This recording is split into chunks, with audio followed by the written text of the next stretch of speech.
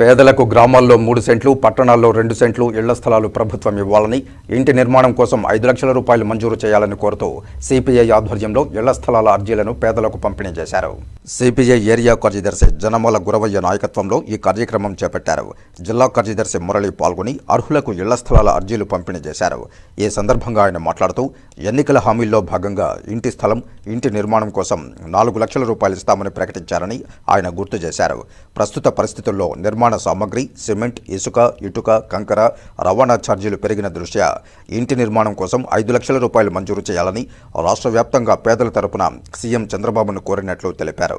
ఈ కార్యక్రమంలో CPI party జిల్లా కార్యదర్శి మురళి, నియోజకవర్గ ఏఐఎస్ఎఫ్ కార్యదర్శి ముని చందు, ఏఐటియుసి నియోజకవర్గ అధ్యక్షులు మురళి, మున్సిపల్ వర్కర్స్ యూనియన్ నాయకులు జాన్, హరి తదితరులు పాల్గొన్నారు. ఇల్లు లేనటువంటి నిరుపేదలకంతా ఇల్లు స్థలాలు ఇవ్వాలని భారత కమ్యూనిస్ట్ పార్టీ సిపిఐ ఆధ్వర్యంలో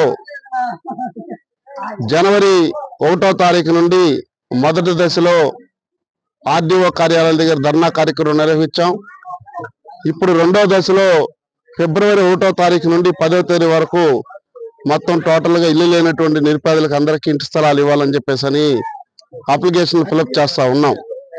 మేము అప్లికేషన్ ఫిలప్ చేసిన తర్వాత రాష్ట్ర ప్రభుత్వం కూడా స్పందించి ఎన్నికల్లో ఇచ్చినటువంటి హామీని నిలబెట్టుకుంటున్నామని జనవరి 18వ తారీఖున కేబినెట్ లో తీర్మానం చేసి అర్బన్ ప్రాంతంలో ఉండే వాళ్ళకు 2 సెంట్లు, గ్రామీణ ప్రాంతంలో 3 సెంట్లు ఇస్తామని చెప్పారు.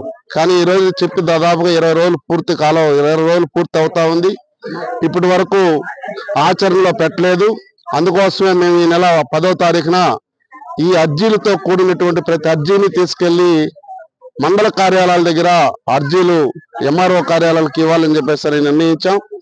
జిల్లా వ్యాప్తంగా ఉన్నటువంటి అర్జీదారులందరూ కూడా ఈ నెల ఎక్కడెక్కడైతే మీకు మండల ఆఫీసులు దగ్గర ఉన్నాయో మండల కార్యాలయాల దగ్గరికి ఇంటి స్థలాల కోసం అర్జీలు తీసుకొని రావాలి.